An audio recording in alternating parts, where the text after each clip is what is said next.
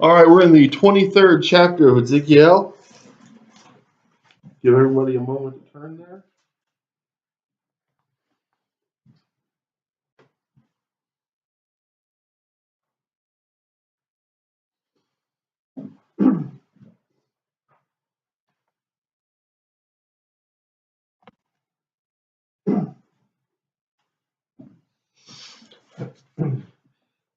The word of Yehovah came to me, O mortal.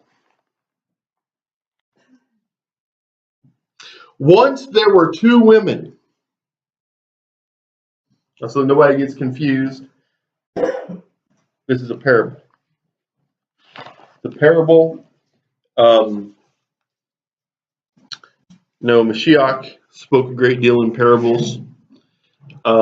This is one of those times when Yehovah spoke to a prophet in a parable. Once there were two women, daughters of one mother.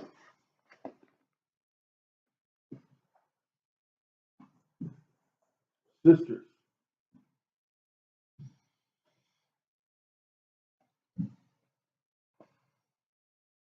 They played the whore in Mitzrayim. They played the whore while still young.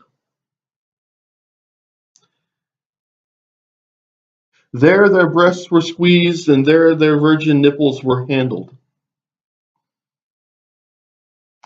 Their names were the elder one, Oholah, and her sister, Oholibah. The Hebrew there, Oholah means tent, and Oholibah means her tent is in me. So one is a picture of the tabernacle, and the other is the picture of the tabernacle dwelling where his name rests. Okay, so really we're talking about the tabernacle and the temple. They became mine, and they bore sons and daughters. He took them as his brides. He's drawing a parallel here to the early patriarchs.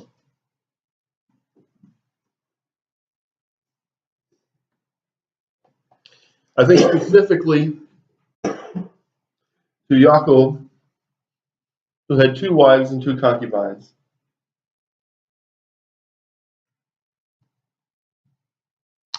As for their names, Oholah is Samaria, and Oholibah is Jerusalem. Now, to understand what he's talking about here, Samaria was the land of the outcasts in Israel.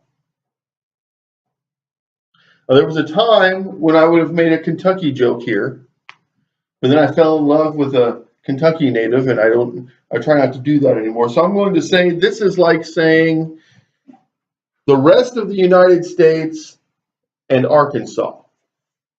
Okay? And if we're saying that, then Samaria is Arkansas. Okay? Where everything's a little flipped upside down and backwards.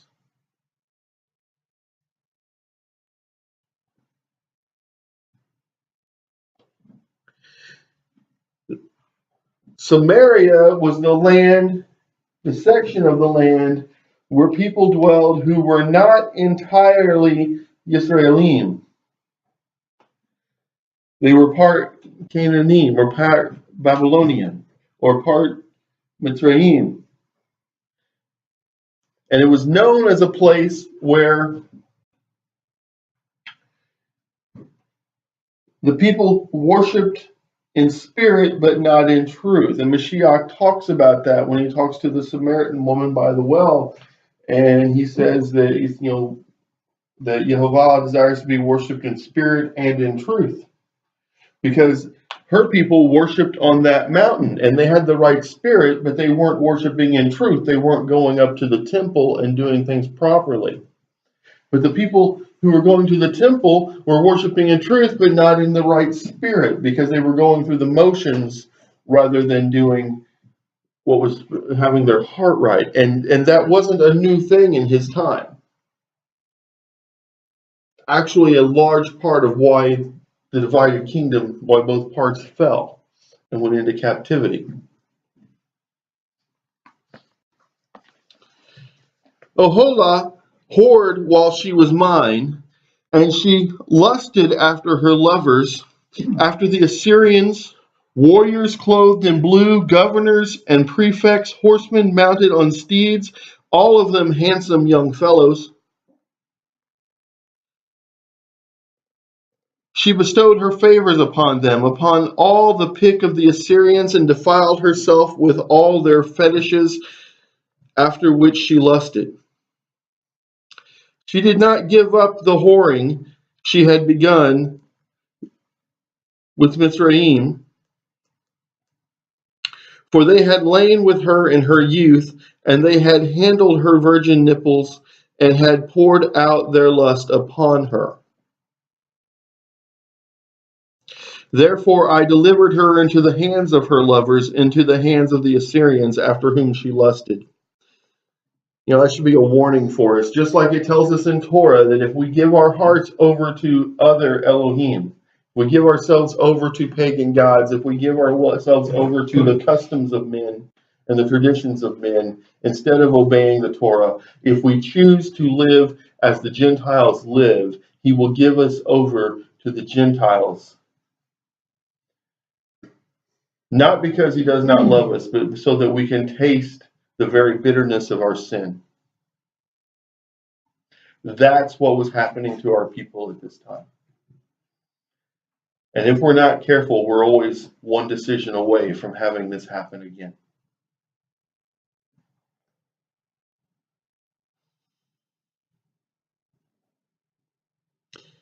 They exposed her nakedness. They seized her sons and daughters, and she herself was put to the sword. And because of the punishment inflicted upon her, she became a byword among women.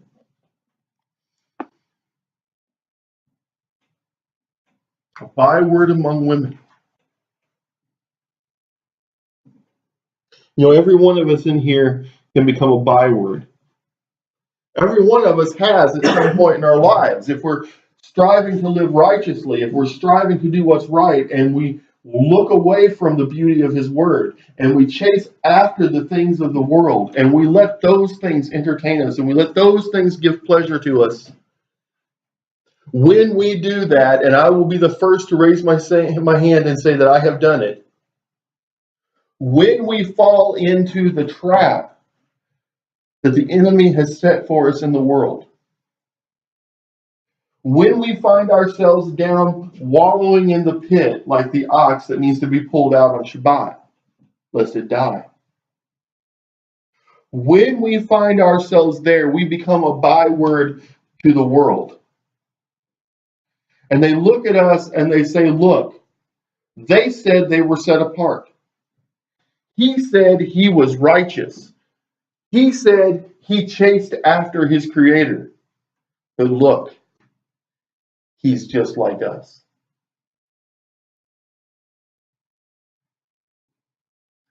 We do it as individuals, and we do it as a people.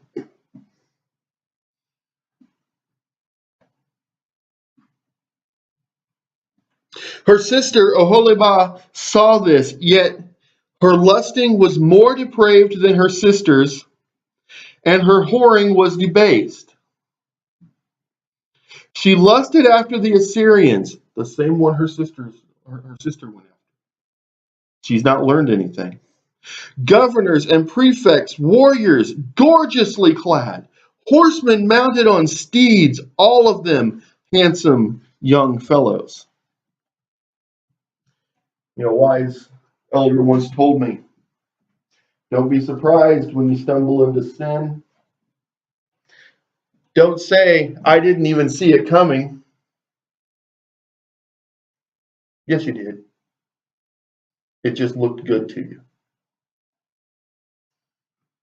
He said, if sin looked bad, we wouldn't do it. I liken it to a drug, and we're all addicts. If the feeling that a heroin addict gets when they get high felt bad, they would never shoot up again. They would never snort again.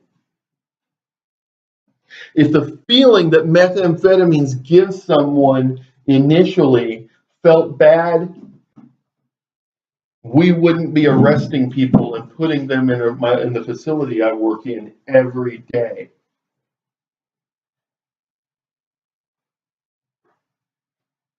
It doesn't feel bad initially, and sin doesn't look bad initially. In fact, we enjoy it if we're honest with ourselves.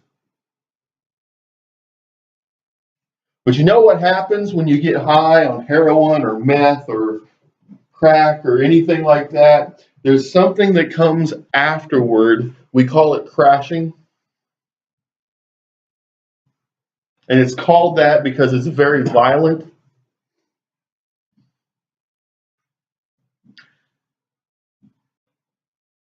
Do you know why you can't check yourself into a hospital if you're detoxing from methamphetamines? It's because methamphetamines coming off of it will hurt you so bad that you will ask someone to kill you, to put you out of your misery. But it will not in and of itself kill you.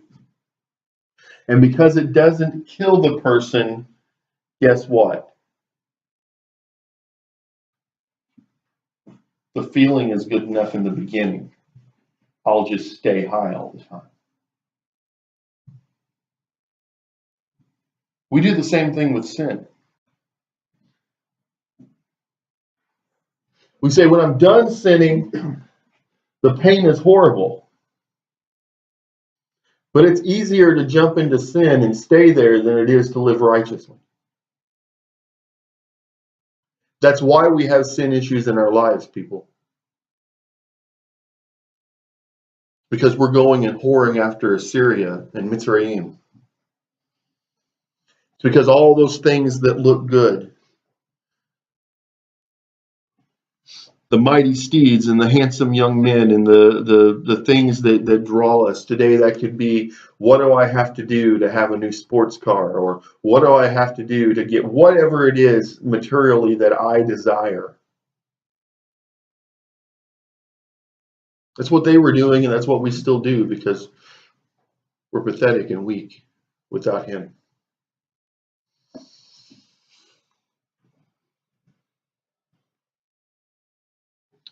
And I saw how she had defiled herself. Both of them followed the same course, but she carried her harlotries further. Almost sounds like a generational curse. They were sisters, but if you think about what they represent, the tabernacle and the temple, when we had the tabernacle, it was still new. Righteousness still seemed somewhat exciting. Being set apart and different from the other people seemed great. But then time passed and we got the temple and it was magnificent and we knew there could never be anything greater. And what did we do? We went down to Mitzrayim to make a deal. We went down to Babylon and did business. And when we suffered for that, all we ever wanted to do was go back to Jerusalem. Because when we were in that sin as a people, we don't realize how far we get off course until we turn around and see how far we have to go to get back. For she saw men sculpted upon the walls, figures of Chaldeans drawn in vermilion, girded with belts around their waists and with flowing turbans on their heads, all of them looking like officers. You know, as human beings, we're drawn to power. Why do we at the core, why do we pick the leaders that we pick? Because we think there's something that they can give us.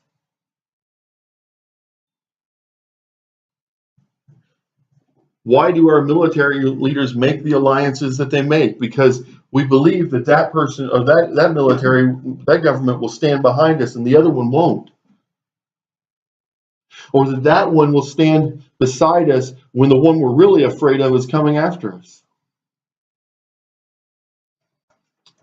But what do we give up when we trust in other armies and other leaders instead of trusting in Him? That's all that was required for us never to go into the Babylonian captivity, was to trust in Him.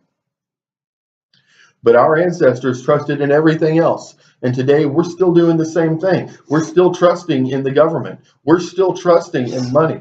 We're still trusting in things that we think are great, powerful things, and they're nothing in the light of Him.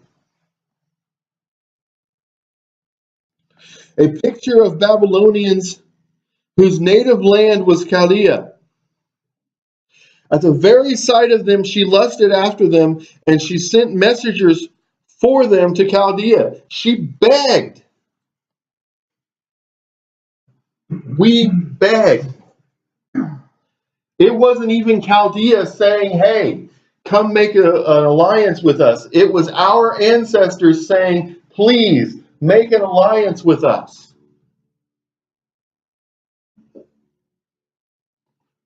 So the Babylonians came to her for lovemaking and defiled her with their whoring, and she defiled herself with them until she turned from them in disgust. One day she woke up and she said, this is not my husband. One day she woke up and said, this is not my true love, my protector, my guardian.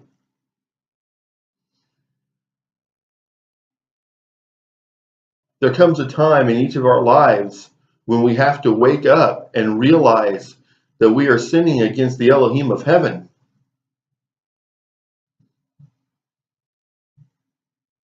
Sadly, for every one of us, it happens repeatedly in our lives. Because we get past one sin issue and we think we're doing good, and we don't realize that we're tied down. Or that we're falling right back into the same sin issue. She flaunted her harlotries and exposed her nakedness, and I turned from her in disgust, and I had turned disgusted from her sister, but she whored still more, remembering how in her youth she had played the whore in the land of Mizraim. She lusted for concubinage with them. She didn't even want to be their wife.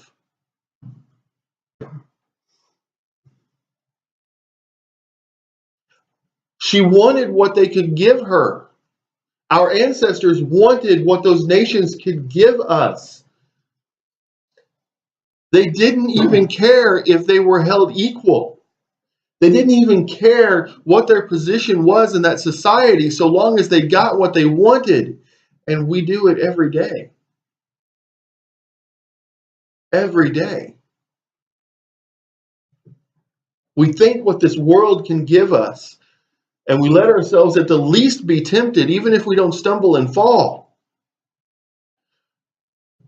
If you don't want to stumble and fall, don't let yourself be tempted.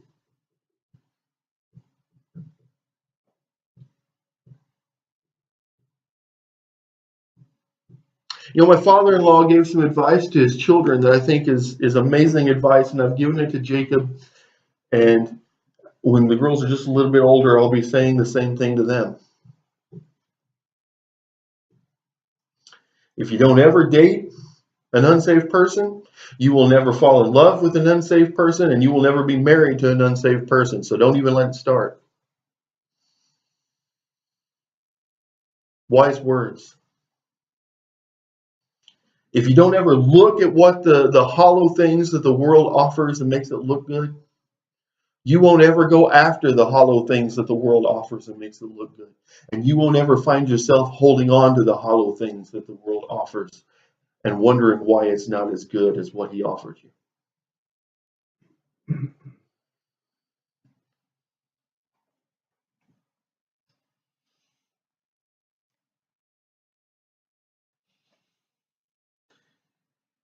But she whored still more, remembering how in her youth she had played the whore in the land of Mitzrayim. She lusted for concubinage with them. I'm sorry, I just read that. Whose members were like those of asses, and whose organs were like those of stallions.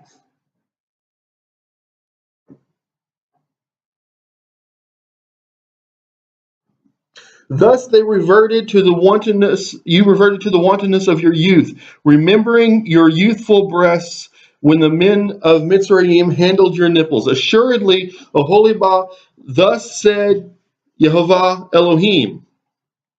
So he's talking to Jerusalem now, to the temple.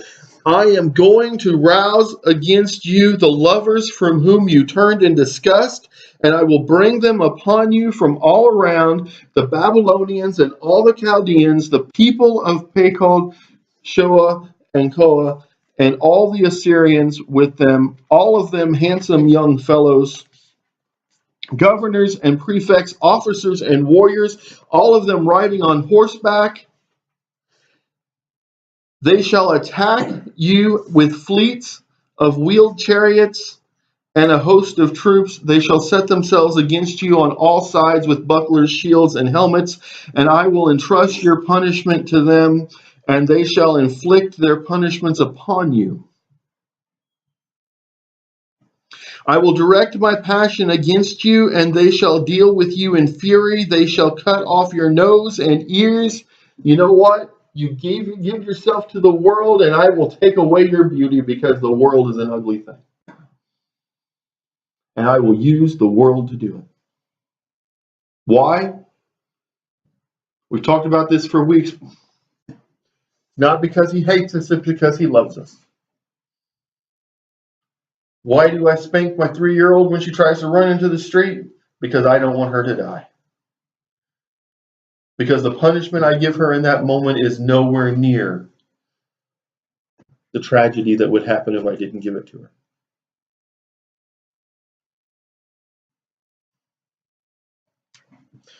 The last of you shall fall by the sword. They shall take away your sons and daughters, and your remnant shall be devoured by fire. They shall strip you of your clothing and take away your dazzling jewels. I will put an end to your wantonness and to your whoring in the land of Mitzrayim, and you shall not long for them or remember Mitzrayim anymore.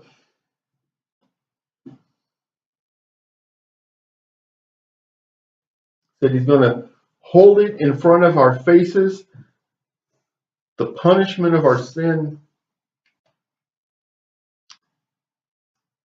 until going through it wipes it from us.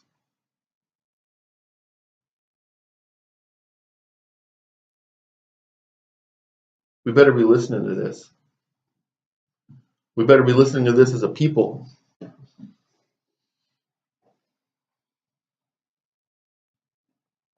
For thus said Yehovah Elohim, I am going to deliver you into the hands of those you hate, into the hands of those from whom you turned in disgust. They shall treat you with hate, and you shall take away all you have toiled for, and leave you naked and bare. Your bare whoredom, wantonness, and harlotry will be exposed. Isn't that what the world does to us? When we stumble and fall into the traps that they set on behalf of the enemy, that he worked through them to set it, and we fall into it, and we're laying there suffering, and the ones we once thought, that we thought they had something to offer us, when really it was the enemy offering us something that we thought looked better than what Elohim gave us.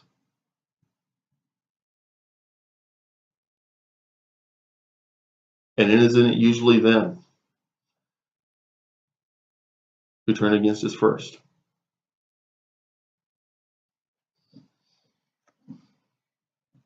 Those things shall be done to you for your harlotries with the nations, for defiling yourself with their fetishes. You walk in your sister's path. Therefore I will put her cup into your hand. Thus said Yehovah Elohim, you shall drink of your sister's cup so deep and wide, it shall cause derision and scorn. It holds so much, you shall be filled with drunkenness and woe. The cup of desolation and horror, the cup of your sister Samaria, you shall drink it and drain it and gnaw its shards, and you shall tear your breasts.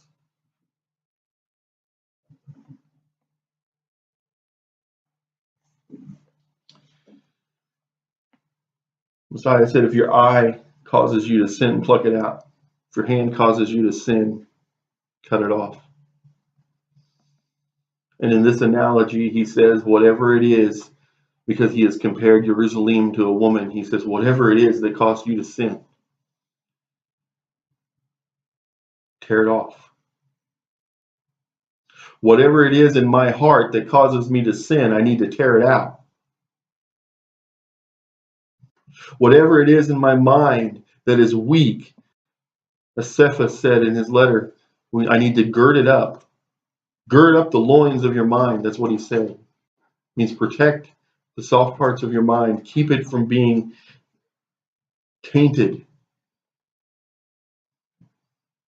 For I have spoken, declares Yehovah Elohim. Assuredly, thus said Yehovah Elohim, because you have forgotten me and cast me behind your back, you in turn must suffer for your wanton whoring. Says, you know what? It's not just that you stumbled. It's that when you were reminded that you were stumbling, you said, "The heck with you, Creator," and you kicked me out. And went on doing what you were doing. I'll be the first to raise my hand and say I've done that.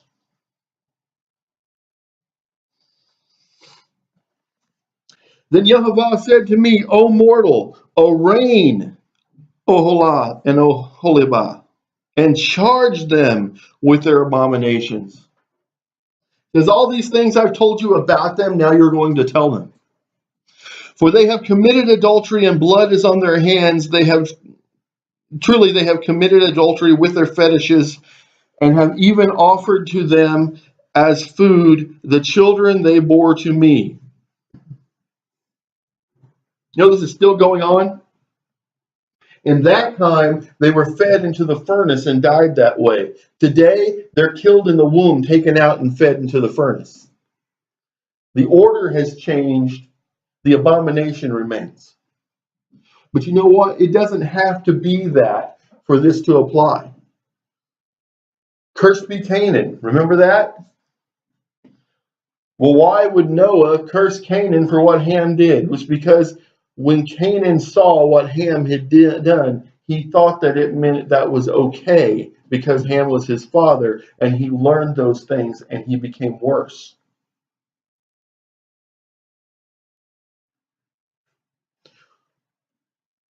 We can feed, it doesn't even have to be biological children. We can feed the next generation of his people into the furnace by teaching them to sin by our examples.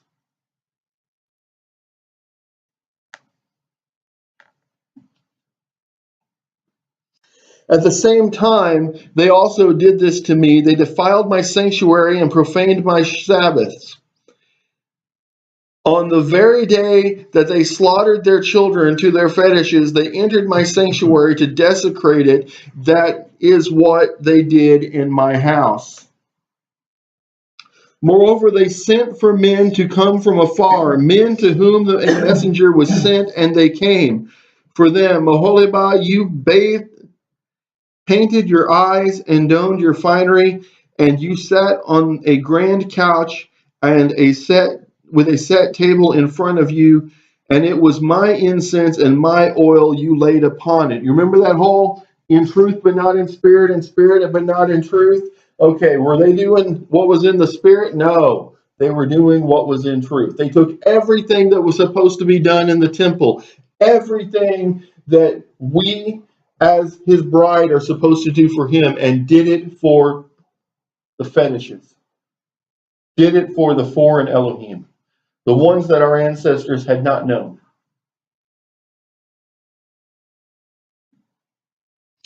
And the noise of a carefree multitude was there, numerous men brought drunk from the desert, and they put bracelets on their arms and splendid crowns on their heads. Then I said to destruction with adultery, look, they are still going on with those same fornications as hers. It has to stop, folks. At some point, it has to stop.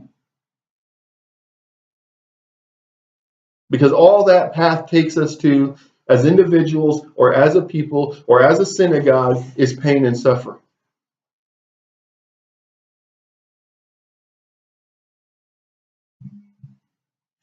If it doesn't stop, it continues not only for us, but for our children and our children's children and our children's children's children. He says that's how far the curses will go for the things that we do that are not righteous. Because that's who sees it. The farthest back I remember in my family is my great-grandparents. And I was old enough to see what they did right and what they did wrong.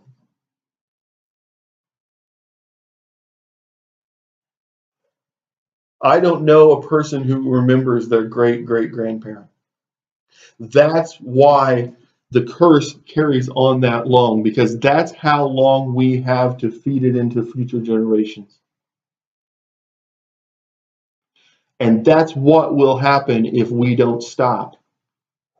If we don't find the sin issues in our lives, if we don't find the sin issues in our lives as a life as a congregation, if we don't find the sin issues in the body of believers as a whole and eradicate them, we will corrupt the next 3 generations after us. But if we turn from those things, if we embrace righteousness, if we become set apart to Him as we are supposed to be, and if we live that way every day, we will be a blessing to 1,000 generations after us. That is His promise. And they would go to her as one goes to a prostitute. That is how they went to Oholah and Oholibah, wanton women. But righteous men shall punish them with the punishments for adultery and for bloodshed, for they are adulteresses and have blood upon their hands. For thus said Yehovah Elohim, summon an assembly against them and make them an object of horror and plunder. Let the assembly pelt them with stones and cut them down with their swords. Let them kill their sons and daughters and burn down their homes. Why kill their sons and daughters? Because their sons and daughters were already doing the things that they had learned from them. Because it wasn't enough to stop the ones who had done these horrible sins, they had to also stop the ones who had learned to do them, or the generation after them would just continue the cycle.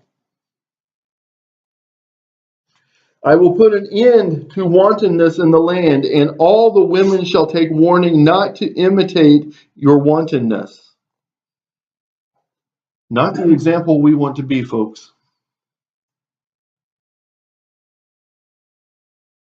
They shall punish you for your wantonness, and you shall suffer the penalty for your sinful idolatry, and you shall know that I am Yehovah Elohim.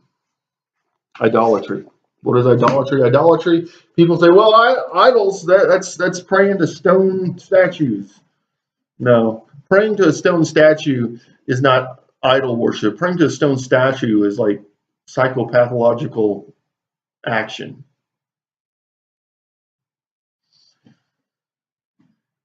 Idol worship is putting that thing, whatever it is, before a creator. Before the mitzvah.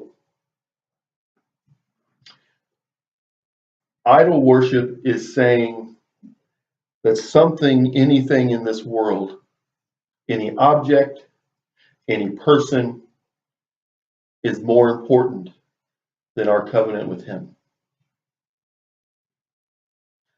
And we have all done it. We are all guilty. And if you say you're not guilty, spend 10 minutes with me after service and I'll prove to you that you're wrong. We have, every one of us, done this. And I pray that before we each leave this mortal life, that we get right with him. Because it's something that I don't want to ever answer to him for at judgment. And I don't want anybody here to ever answer for. Do we have a midrash?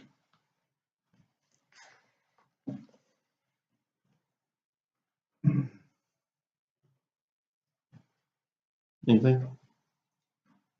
I just agree with you that this is like humanity, not just Israel, not just, the 10 tribes and the Jews. There's just the human race. We're all like that to one degree or another.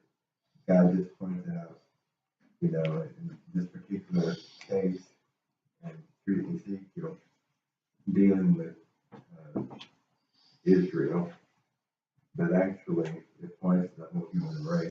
We're all guilty of that. It's very, very simple to get into sin. Anybody that's lived for a while knows that. You're correct when you say you have to really watch, really be careful.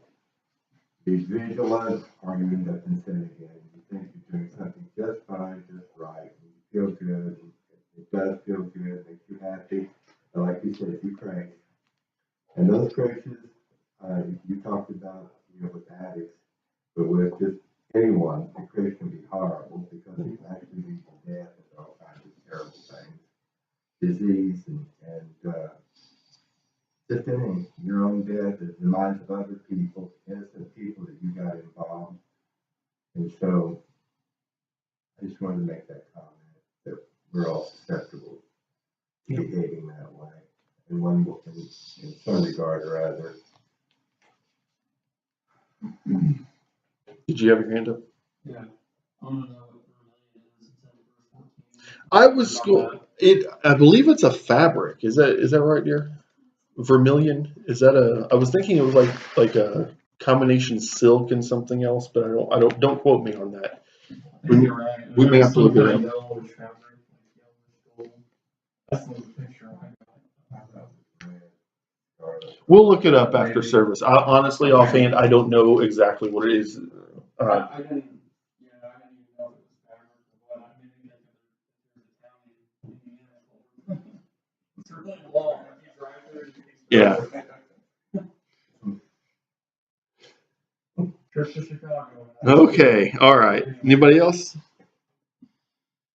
No.